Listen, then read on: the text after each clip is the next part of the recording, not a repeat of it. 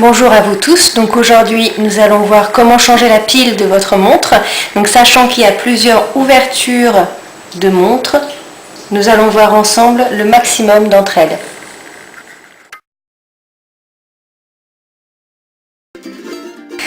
Donc nous allons débuter avec une montre classique dite de montre à gousset. Donc la petite montre à gousset qui s'ouvre sur le dessus, on rabat, donc nous c'est le fond de boîte qui nous intéresse. Donc pour cette montre là nous allons utiliser seulement deux outils, c'est-à-dire celui-ci qui ressemble un peu à un ouvre-boîte et la petite pince qu'on pourrait voir de pince à épiler particulière. Donc là sur celle-ci, comme c'est une montre de qualité inférieure, vous n'avez pas d'encoche sur le côté, donc on peut très facilement l'ouvrir. Donc il suffit de prendre cet outil,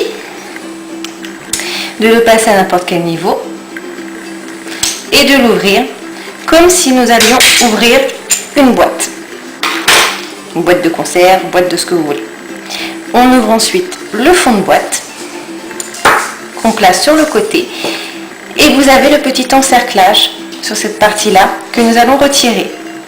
Donc à partir de là, on prend notre petite pince à épiler et on la retire. De là, vous voyez la pile à retirer, juste là. Et vous avez une toute petite encoche, juste là, pour lequel il va falloir faire très attention à ne pas tordre. Donc soit on fait très attention et on prend un tout petit tournevis plat, très fin, dans ce style, pour pouvoir décaler cette pièce-là, de façon à dégager la pile. À partir de là, on reprend notre petite pince à épiler particulière et on retire la pile. Donc à partir de là, nous allons prendre notre nouvelle pile que nous allons dégager de son emplacement.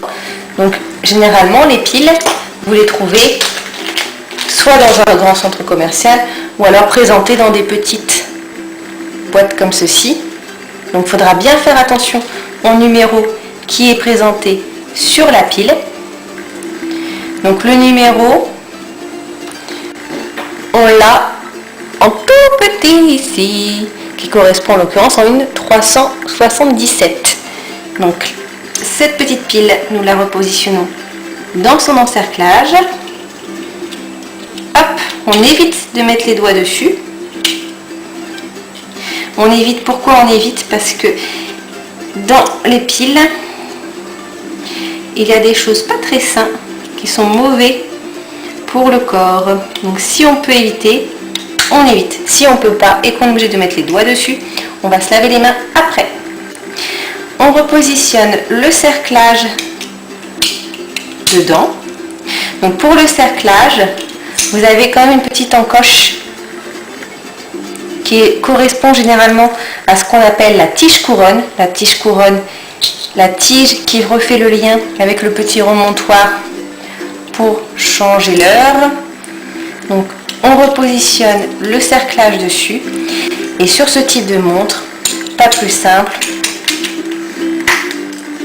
on rabat, on a entendu le petit clic et on vérifie qu'elle fonctionne.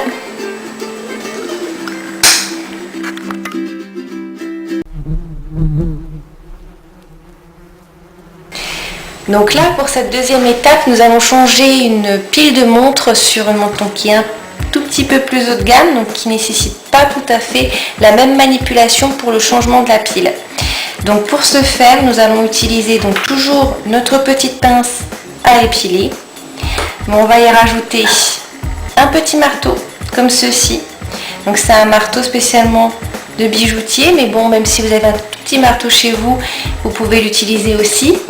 On va utiliser des petits tournevis plats, donc assez fins, bien aiguisés, de façon à ce qu'on puisse bien passer dans les fentes. Oui, parce que maintenant il y a des fentes. Et nous allons aussi utiliser une petite feutrine, une chamoisine, une chiffon, ce que vous voulez, afin notamment de protéger le verre de votre montre. Donc là, sur votre montre, on va être à la recherche de la petite encoche sur le fond de boîte qui va nous permettre d'ouvrir la montre. Ce qui est très très important puisque l'encoche en fait ça va être l'endroit qui va nous permettre d'ouvrir la montre. Donc sur le rebord, vous avez un côté qui est légèrement plus surélevé des autres et qui est étudié pour justement accueillir le matériel et donc l'ouvrir sans risquer d'abîmer le fond de boîte. Donc là par exemple, nous l'avons ici. Après, à vérifier sur tout le contour, si on n'en voit pas d'autres ou s'il n'y a pas, si c'était bien ça l'encoche. Donc il faut vraiment bien regarder. Donc là on peut bien confirmer que c'est à ce niveau-là. À partir de là, donc là nous allons utiliser donc notre petite feutrine et nous allons mettre la montre de façon à ce que l'encoche soit vers le haut. Nous allons prendre un petit tournevis plat que nous allons glisser dans la fameuse encoche, le petit marteau et taper, tout simplement. Donc là, le peu que j'ai tapé a réussi à ouvrir notre fond de boîte. Donc pourquoi avoir tapé, non pas directement dans la main, mais à travers la petite feutrine? Tout simplement parce que quand on tape avec le marteau, il y a des ondes de choc. Donc si on prend la montre telle qu'elle, le tournevis tel quel et le marteau tel quel, il y a un risque en tapant que l'on abîme les index, les petits chiffres, les logos et que tout parte en lambeaux. Donc c'est pour ça qu'il est important de pouvoir s'aider d'une plateforme dure pour pouvoir taper avec le marteau. À partir de là, les manipulations sont les mêmes que pour la montre précédente. C'est-à-dire, on enlève le cerclage et on enlève la petite pile qui vient donc de sauter.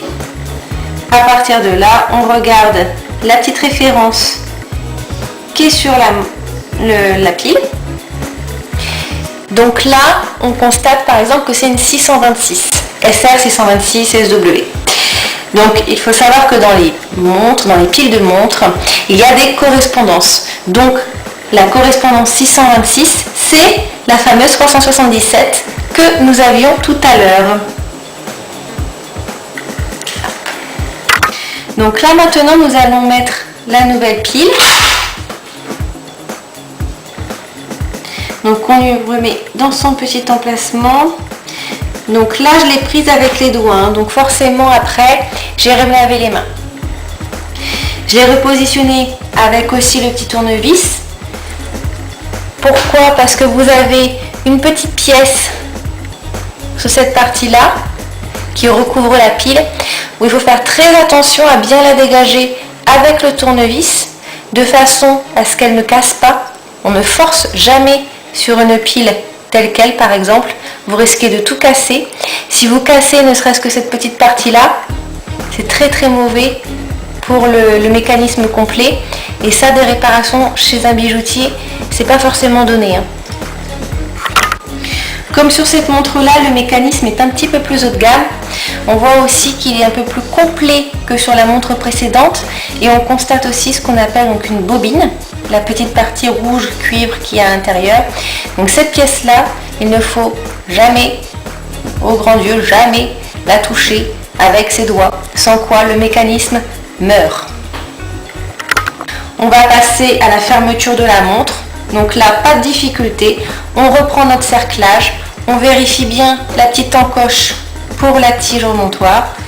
On la positionne. Notre petit fond de boîte. Donc notre fond de boîte aussi d'ailleurs, il a une petite encoche, hein. La petite encoche à garder toujours pour la même partie. Et on rappuie. On rappuie fort, fort, fort, fort, fort. Ce qui montre d'ailleurs que la qualité n'est pas du tout la même, puisque là, j'ai utilisé tous mes biscottos. Et donc là, on est entièrement refermé. Et surtout, notre montre fonctionne. Important. Plus qu'à la remettre à l'heure. Et c'est bon.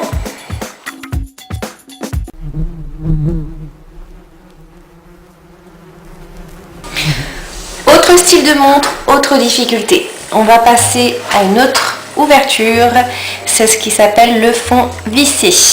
On les reconnaît parce que vous avez à chaque fois des petites encoches sur tout le contour du fond de boîte. Donc pour le changement de pile de cette montre, donc nous allons utiliser notre petite feutrine toujours dans le but de protéger son verre. Même si c'est un verre plat, on va quand même essayer de protéger le maximum, on ne sait jamais, il peut toujours y avoir quelque chose sur votre plan de travail qui abîme le fond de boîte ou autre. Donc même quand on la pose un verre, ça coûte assez cher comme ça, on le protège. Et on va utiliser aussi cette petite pièce-là. Cette petite pièce-là qui va beaucoup nous aider pour le fond de boîte à visser, puisque c'est vraiment l'outil qu'il nous faut pour ouvrir ce fond de boîte. Donc si vous ne l'avez pas, cet outil-là, il peut se trouver dans des sites vraiment très intéressants qui commencent par A, qui finit par ON, et qui a un milieu de Maz. À partir de là, ça coûte 2 €, quelque chose comme ça. Donc si vous pouvez en avoir un, c'est vrai que c'est très pratique. Si en l'occurrence non, et ben c'est galère. Et on va aussi utiliser notre fameuse petite pince à épiler qui est indispensable en fait pour le changement de pile d'une montre. Donc cet outil, vous avez la petite roulette au milieu qui permet de resserrer ou d'éloigner tout simplement les petits embouts ici. Ça tombe bien parce que sur votre montre, vous avez besoin de savoir à quelle distance on va mettre l'appareil. Donc de là, on va sélectionner la longueur qu'il vous faut. On resserre le maximum. Et là, une fois que c'est bien serré, je dévisse. Hop. Donc dans le sens inverse des aiguilles d'une montre. Une fois qu'on sent que c'est bien décroché, on n'a plus qu'à ouvrir notre petit fond de boîte.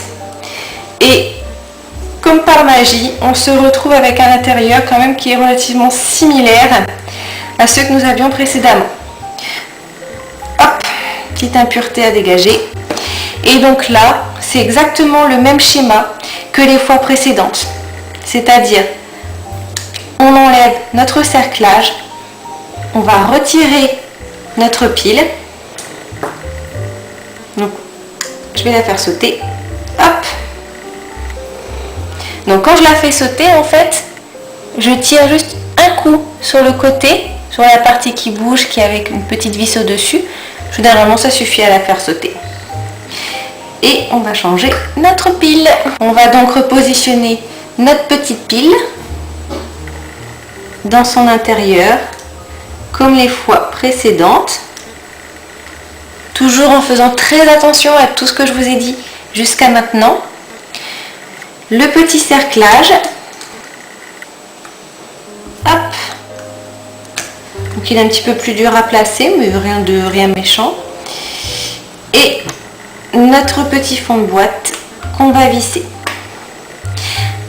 Donc, sur ce type de montre à visser, généralement il y a une certaine étanchéité que je vous expliquerai plus en détail à la fin. Donc, quand vous ouvrez votre montre, il se peut que vous vous retrouviez avec des joints qui soient plus ou moins abîmés. Ou notamment décrochés. Donc là, je vais vous le montrer puisque en l'occurrence, il était très bien mis.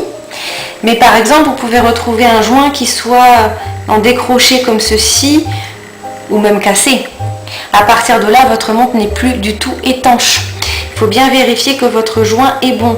Mais même sans ça, si vous voulez garder une complète étanchéité, quand je dis complète étanchéité, c'est vraiment pour la douche ou la piscine.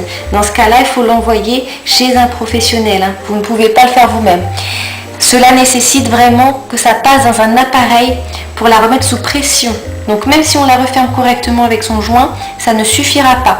À exception faite des montres Swatch. Donc là, pour celle-ci, je l'ai tout simplement repositionné.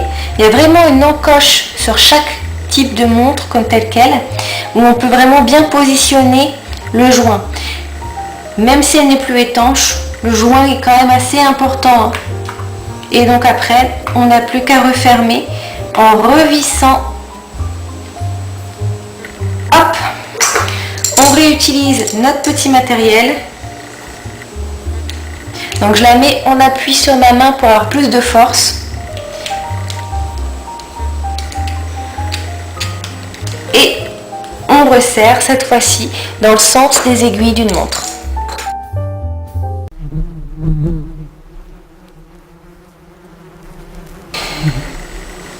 Pour ce type de montre, un peu plus sport, c'est vraiment plus délicat à faire. Généralement, elles sont vraiment étanches à une certaine profondeur. Donc, comme on a dit précédemment, il faut mieux les envoyer. Je vais quand même vous montrer vraiment brièvement comment faire sans aller trop en profondeur. Donc, pour celle-ci, on va avoir besoin d'un outil très spécifique puisqu'il a un embout assez particulier en forme de crochet. Si cet outil vous ne l'avez pas, ce n'est pas grave, on peut utiliser un tournevis plat aussi.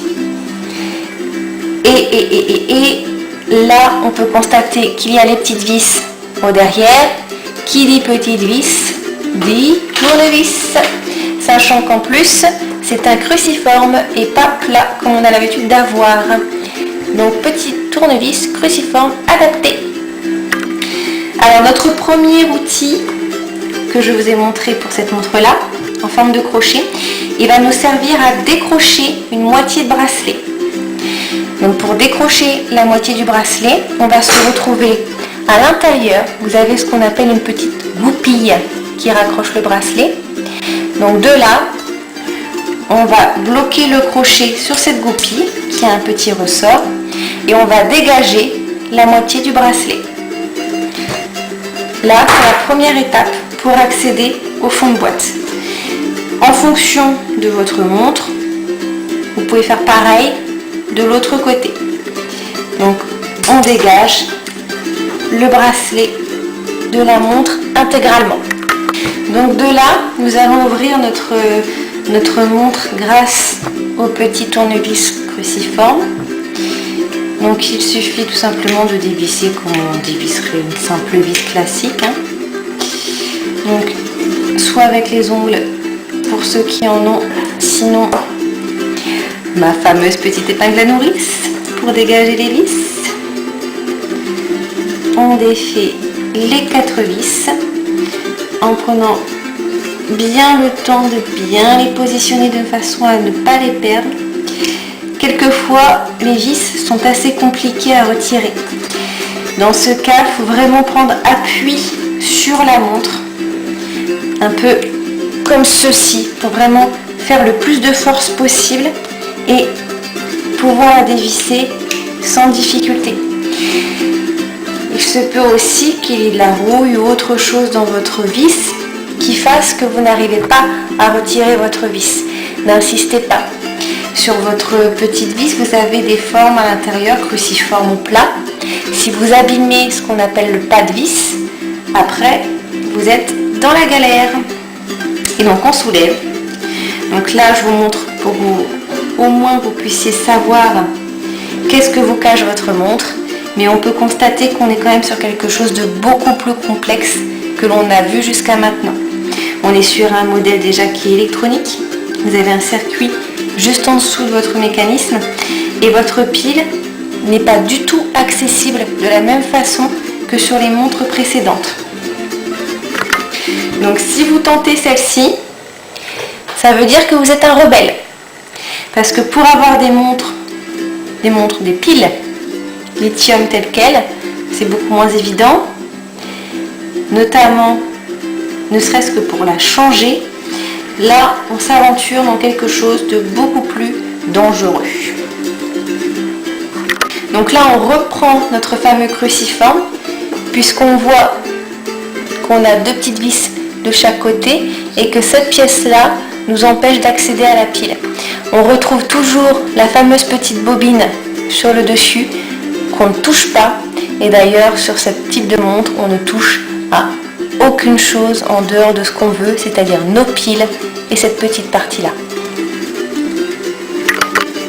Donc là, on va dévisser une entièrement, juste à temps qu'on puisse la soulever, et l'autre partiellement, juste de façon à dégager un petit peu la vis.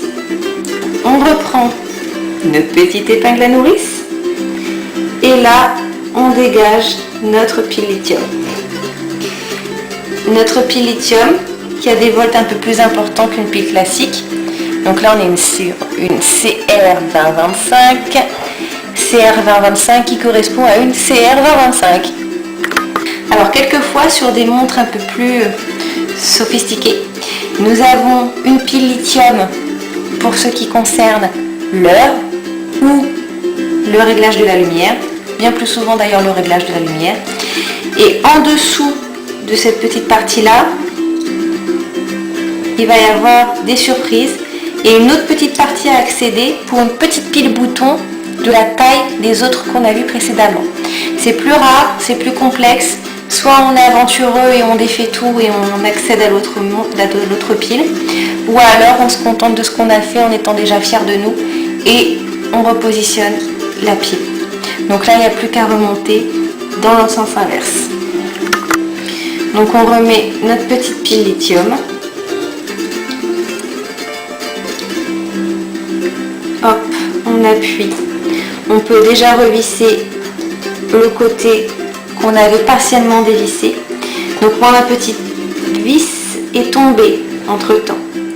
Donc là on fait appel à des yeux bioniques puisqu'on doit avoir une super vue pour pouvoir déjà ne serait-ce que remettre la fameuse petite vis. En faisant attention au circuit. Donc après m'être battue comme une acharnée avec ma vis, j'ai réussi à la remettre. Donc là on va avoir plus qu'à replacer notre petit joint.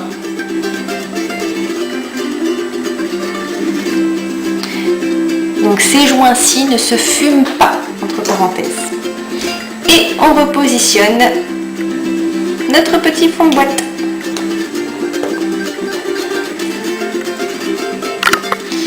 Et donc là, je remets la quatrième vis. Et ouais, j'ai été super rapide. Ça, c'est mes super pouvoirs. Je n'ai plus qu'à remettre maintenant le bracelet de montre qu'on avait précédemment retiré. Donc sur une montre, donc là c'était vraiment une montre ancienne que je vous ai sortie pour vraiment vous montrer avec ce type de fermeture au cas où vous avez cette montre là avec ce système de fermeture chez vous.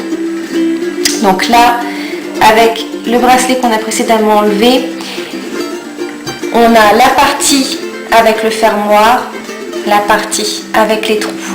La partie avec la fermoir se met toujours du côté haut de la montre, donc en l'occurrence si c'est une montre analogique, c'est-à-dire avec des chiffres, du côté du 12. Et donc là, on repositionne notre goupille dans le tout petit trou que vous avez sur votre montre côté du 12. On rappuie et on va réutiliser notre petit outil que nous avions pris tout à l'heure avec le crochet. Donc soit celui-là pour pouvoir le repositionner dans la petite goupille que vous avez juste là. Donc là, celui-ci, cet outil-là, c'est quand même bien pratique puisqu'il suffit d'appuyer dessus sur le petit rebord et notre boîtier de montre est fait. Pour l'autre côté, on va utiliser un tournevis plat pour les malchanceux qui n'ont pas cet outil. On repositionne la goupille dans le petit trou. Donc là, notre petit tournevis plat. On rappuie sur la goupille et on manipule. Donc vous voyez, c'est un peu moins évident parce que ça a tendance à se déchasser. Donc là, on le positionne, on cède du petit embout pour vérifier que ça tient bien.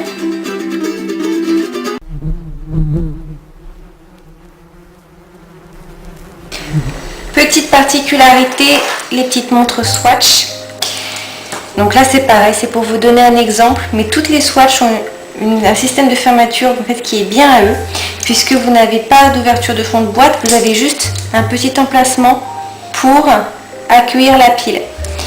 Donc je vais vous dégager le bracelet de façon à bien vous montrer le fond.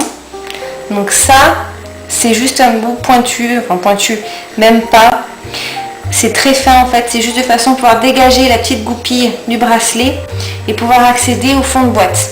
Si vous avez des fermoirs dans ce type, n'hésitez pas à l'ouvrir pour travailler plus facilement sur votre montre, tout simplement.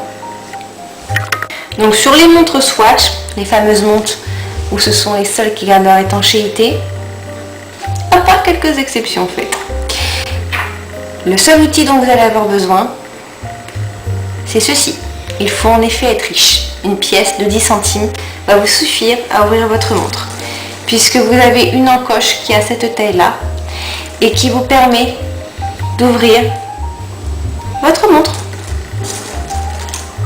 À partir de là, sans outil, on arrive à retirer la petite partie. Ensuite, pour dégager la pile, rien ne vous empêche effectivement de faire rappel à un petit tournevis plat ou autre chose, peu importe, du moment que vous réussissez à dégager la pile. Hop.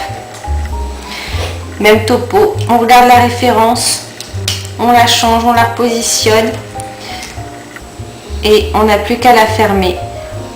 Toujours avec la même pièce, hein, de préférence, à moins que vous êtes trop riche et que vous avez d'autres pièces pour pouvoir faire le retour. On rappuie et il n'y a plus qu'à remettre notre petite goupille. Notre petite goupille, donc soit je réutilise la même pièce et j'appuie en faisant très attention parce que vous avez des ressorts sur la goupille qui font que si on positionne mal notre outil ou si on ne fait pas attention, la goupille peut sauter et elle peut partir très loin.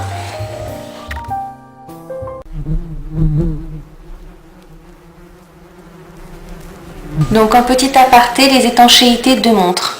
Il faut savoir qu'une montre, si vous voyez marqué dessus water résistante, elle n'est pas pour autant water résistante, elle n'est pas étanche à aller dans l'eau avec. Il faut ce qu'on appelle un minimum d'atmosphère pour pouvoir aller nager dans l'eau avec. Donc si vous achetez par exemple une montre comme celle-ci, je vous déconseille d'aller dans l'eau avec, d'autant plus qu'il y a marqué WR pour water résistante, 3 atmosphères, ce qui correspond 3 atmosphères à juste les gouttes d'eau, la pluie, se laver les mains, ce genre de choses, pas plus. Ensuite, nous avons des montres un petit peu plus haut de gamme, comme celle-ci, qui sont elles marquées 10 ATM water résistantes par exemple. Donc 10 ATM, vous pouvez effectivement aller dans l'eau avec, vous pouvez aller dans la douche avec, dans la piscine avec, vous pouvez tout faire avec, tant que vous ne faites pas de la plongée sous-marine. Vous pourriez y aller. Sauf que là, on a un bracelet qui est en cuir. Donc, on n'y va pas, tout simplement pour la protection du bracelet. Si on oublie pour la douche, 1 fois, 2 fois, 3 fois, ce n'est pas grave. Le jour où vous changez la pile dessus, c'est mort. Elle n'est plus du tout étanche. Ça, c'est vraiment pour les 10 atmosphères.